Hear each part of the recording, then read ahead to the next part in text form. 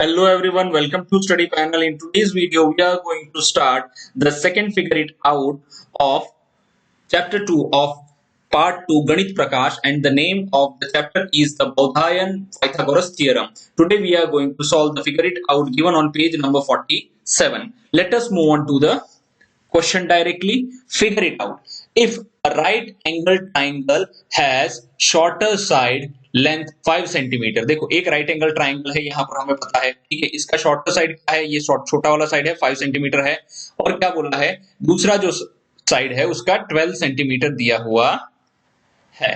Then what is the length of its hypotenuse. अब हमें इसका जो है हाइपोटेनस का क्या पता करना है, इसका लेंथ पता करना है. First draw the right angle triangle. चलिए पहले राइट एंगल ट्राइंगल कर दिया with this side lengths and measure the hypotenuse. देखो आपको क्या करना है, पहले तो राइट एंगल ट्राइंगल इस तरह से ड्रॉ करना है, ठीक है, कि ये 5 सेंटीमीटर होना चाहिए, ये 12 सेंटीमीटर होना चाहिए. यहाँ पर इस तरह से ड्रॉ करना पॉसिबल नहीं है, आप इसको ट्राई करेंगे, बिल्कुल ये कंप्लीट होगा. उसके बाद आपको क्या करना है कि यहां से लेके यहां तक अगर आप मेजर करेंगे तो कितना आंसर आएगा, उसको हम लोग फाइंड आउट करते हैं. तो क्या यूज करना है हमें, यूजिंग बोधायंस. देखो बोधायंस थ्योरम का यूज करके हमें फाइंड आउट करना है. चलिए यूजिंग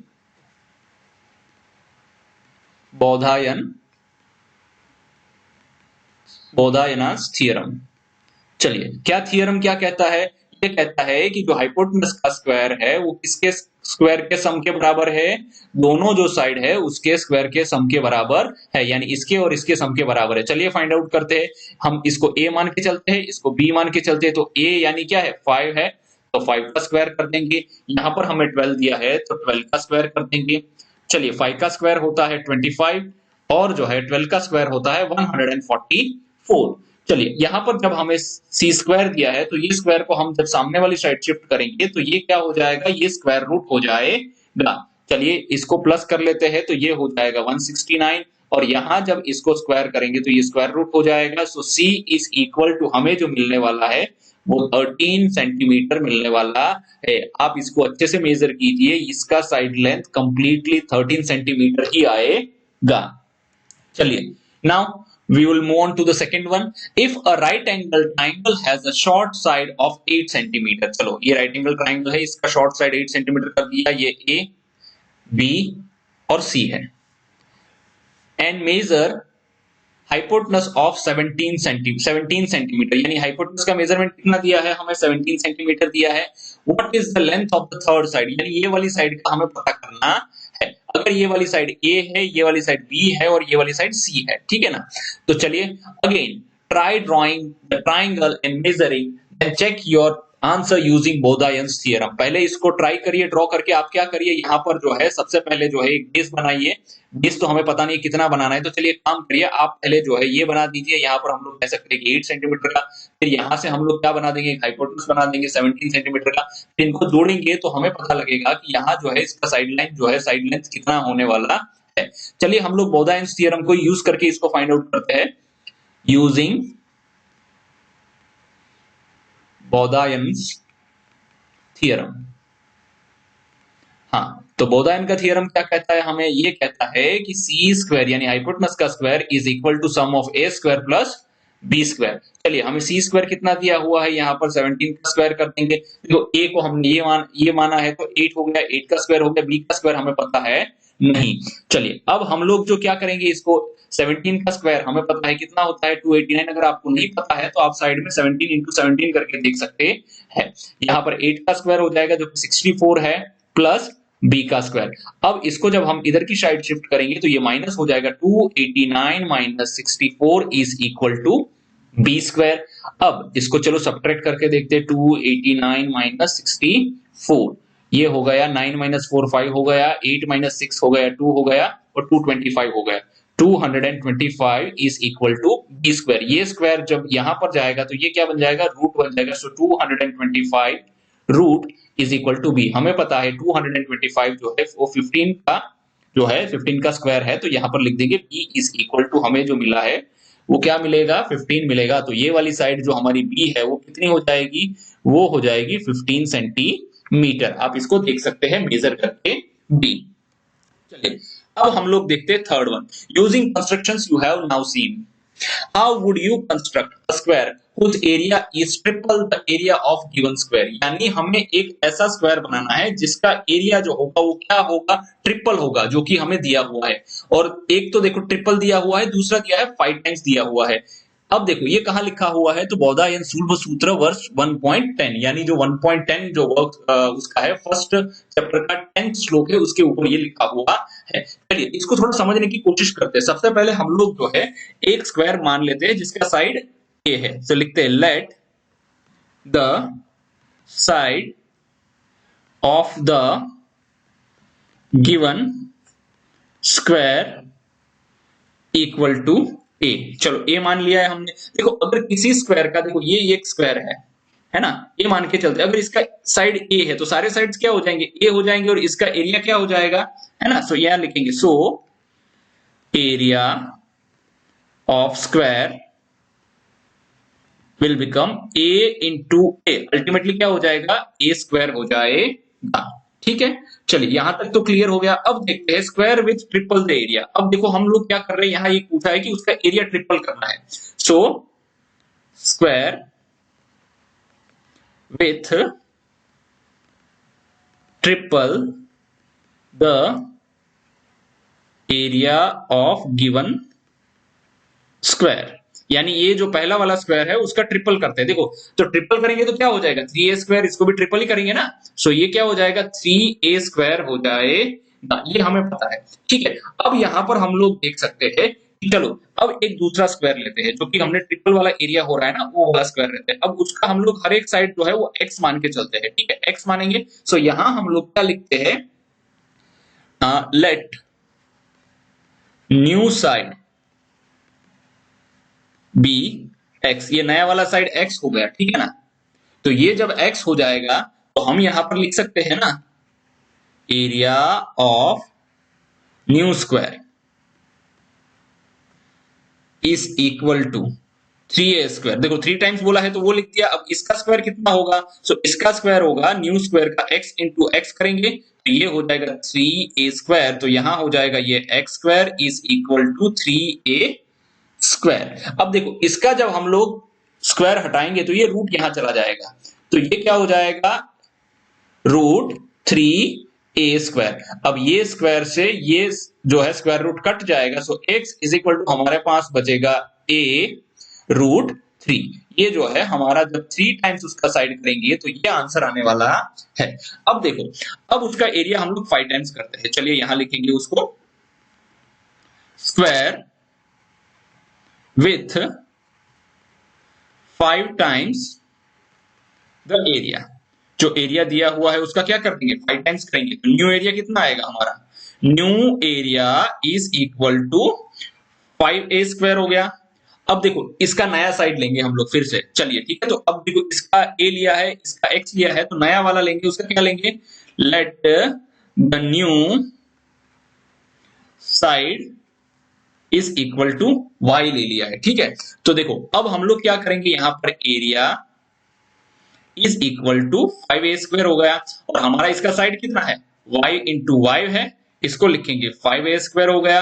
ये y इंटू वाई करेंगे तो y स्क्वायर हो जाएगा, और ये 5a square as it is रहेगा। ये स्क्वायर जब यहां जाएगा तो ये रूट बन जाएगा। सो ये क्या बन गया, रूट 5a स्क्वायर। ये रूट और ये स्क्वायर कट जाएगा तो ये हमारे पास क्या बचेगा, a रूट 5, इस तरह से बचेगा। तो ये हमारा क्या हो गया, ये हमारा जब 5 टाइम्स करेंगे तो हमारा क्या, हर एक साइड जो है वो कितना होने वाला है, a रूट 5 होने वाला है। यानी जब ये वाला बड़ा वाला स्क्वायर बनाएंगे जो 5 टाइम्स होगा तो हर एक साइड कितना होगा इसका, a रूट 5 होने वाला है। हमें इस तरह से इसको सॉल्व करना है।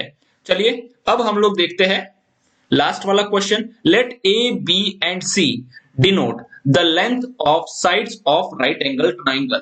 अब देखो हमें यहां पर क्या दिया हुआ है, ए बी और सी को दिया गया है, जो कि राइट एंगल ट्राइंगल की साइड्स है, with C being the length of the hypotenuse. C is equal to, ये लिख देते हैं, वो क्या है, हाइपोटेनस है।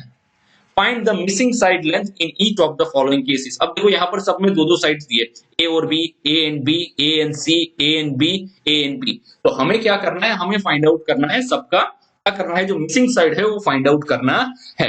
तो इसको हम लोग कैसे सॉल्व करेंगे, यूजिंग बोधायन्स थ्योरम। ठीक है, यूजिंग बोधायनास थ्योरम। चलिए थ्योरम हमें पता है, क्या थ्योरम है जरा उसको देख लेते हैं।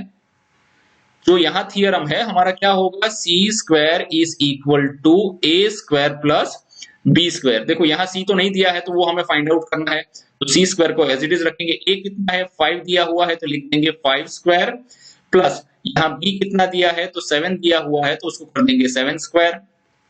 सी स्क्वायर को एज इट इज रखेंगे, 5 स्क्वायर हो गया 25, 5 इंटू 5, और 7 स्क्वायर हो गया 7 इंटू 7, ये हो जाता है 49। अब जब हम इन दोनों को प्लस करेंगे ये हमारा आंसर हो जाएगा 5 प्लस 9 हो गया 14, 1 कैरी हो गया, 4 प्लस 2 6 प्लस 1 7, ये हो गया सी स्क्वायर। अब जब ये स्क्वायर यहां पर शिफ्ट होगा तो ये क्या हो जाएगा, √74 हमारा आंसर हो जाएगा। देखिए इसको आगे तो हम लोग क्लासिफाई नहीं कर सकते क्योंकि ये जो है परफेक्ट स्क्वायर नहीं है, वरना हम जो है इसका आंसर भी निकाल सकते थे। चलिए अब देखते हैं सेकंड वाला, यहां पर दिया हुआ है। चलिए अगेन वो सेम बोधायन्स जो है थ्योरम हम लोग यूज करेंगे। क्या है, C square is equal to A square plus B square. देखो ए का वैल्यू दिया है 8 और बी का वैल्यू दिया है 12, सो सी स्क्वायर को एज इट इज रखेंगे, 8 का स्क्वायर प्लस 12 का square. C square is equal to 8 का स्क्वायर हो गया 8 8 सा हो गया 64, प्लस 12 का हमारा जो स्क्वायर हो जाएगा वो क्या हो जाएगा 144। अब सी का स्क्वायर और इन दोनों को प्लस करेंगे, 4 प्लस 4 हो गया 8, 4 प्लस 6 हो गया 10, तो यहाँ 0 हो गया, 1 कैरी हो गया, तो ये हमारा आंसर जो हो जाएगा 208 हो जाएगा। अब यहां से जब स्क्वायर हटेगा तो यहाँ क्या हो जाएगा, ये रूट हो जाएगा जिसको लिखें 208। देखिए जब 208 आ गया तो आप एक तो इसको यहाँ पर छोड़ सकते हैं, अगर किसी को थोड़ा और करने की इच्छा है तो उसको कैसे लिख सकते हैं, तो 208 का हम लोग प्राइम फैक्टराइजेशन करेंगे। चलिए देखो 208 का प्राइम फैक्टराइजेशन करके इसको जो है इवन नंबर है तो 2 से ये डिवाइड होगा, सो ये हमारा हो जाएगा 2 10 20 एंड 2 4 8। फिर अगेन 2 से जाएगा 2 5 10 एंड 2 2 4, अगेन ये 2 से डिवाइड होगा, सो 2 2 4, 1 बच गया, 2 6 12, अगेन ये 2 से जाएगा 2 1 2 एंड 2 3 13, 2 3 6, तो ये हो जाएगा 13 से जाएगा क्योंकि 32 प्राइम नंबर है, तो यहाँ पर हम लोग देख सकते हैं हमें क्या मिला 2 इंटू 2 2 इंटू 2 एंड 13। तो क्या हम इसको इस तरह से लिख सकते हैं, बिल्कुल लिख सकते हैं 2 इंटू 2 इंटू 2 इंटू 2 इंटू 13। ठीक है, तो हमें पता है कि जब दोनों रूट साथ होते हैं तो क्या हो जाता है, वो जो है कंप्लीट नंबर बन जाता है, तो 2 बाहर आ जाएगा और A2 में से एक 2 बाहर जाएगा, इस 2 में से एक 2 बाहर जाएगा और √3 जो है वो एज इट इज रहेगा। अब ये दोनों नंबर को हम मल्टीप्लाई करेंगे, इन दोनों नंबर को, तो 2 2 हो गया 4√3, 3 नहीं होगा 13 हो जाएगा, ये गलती हो गई है, तो हाँ ये 13 हो जाएगा, तो हमारा आंसर ये हो जाएगा। आप ये भी लिखते हैं तो भी सही है, यहाँ पर C इज इक्वल टू आता है 4√13 आता है। इस तरह से हमें इसको सॉल्व करना है। अब देखते हैं हमारा थर्ड वन, ये वाला देखेंगे, तो यहां पर हमें क्या दिया है, A और C दिया है। चलिए लिख लेते हैं Baudhayan's theorem, C square is equal to A square plus B square. ठीक है, C स्क्वायर हमें दिया है, यहाँ पर C का वैल्यू दिया है 15, तो हम लोग लिख देंगे 15 का स्क्वायर। A हमें दिया है 9, तो 9 का स्क्वायर प्लस B का स्क्वायर। अब 15 का स्क्वायर हमें पता है 225 हो जाएगा, 9 का स्क्वायर जो है वो 9 9 से 81 हो जाता है, और B स्क्वायर को एज इट इज रखेंगे। इस 81 को यहां लेके जाएंगे तो ये माइनस हो जाएगा, so 225 minus 81 is equal to B square. इसमें से जब माइनस करेंगे, चलिए यहां कर लेते हैं, 225 माइनस 81, तो ये हो गया 4, ये 12 माइनस 8 हो गया 4, और ये हो गया 1, क्योंकि इससे हमने बोरो किया था तो ये 1 हो जाएगा। ठीक है, तो 144 आंसर आता है। अब हम लोग क्या करेंगे, यहां से जो स्क्वायर हटाएंगे तो इधर क्या हो जाएगा, रूट बन जाएगा, सो जो है 144 का जब हम लोग रूट करेंगे तो हमारा आंसर हो जाएगा 12, तो यहां लिख देंगे B इज इक्वल टू 12 हमारा आंसर होता है। चलिए अब देखते हैं फोर्थ वन, ये वाला, यहां पर अगेन हमें A और B दिया है, तो हम लोग क्या करेंगे, C square is equal to A square plus B square. अब देखो C स्क्वायर हमें तो फाइंड आउट करना है, सो A का वैल्यू दिया है 7, तो 7 का स्क्वायर हो गया, प्लस B का वैल्यू दिया है 12, तो 12 का स्क्वायर हो जाएगा। C स्क्वायर को एज इट इज रहने देंगे, 7 का स्क्वायर 7 7 सा हो जाता है 49, प्लस यहाँ पर हम लोग देख सकते हैं कि जो है हमारा 12 12 हो जाएगा 144 और इन दोनों को जब प्लस करेंगे तो हमारा आंसर क्या आएगा 9 प्लस 4 जो है 13 हो जाता है।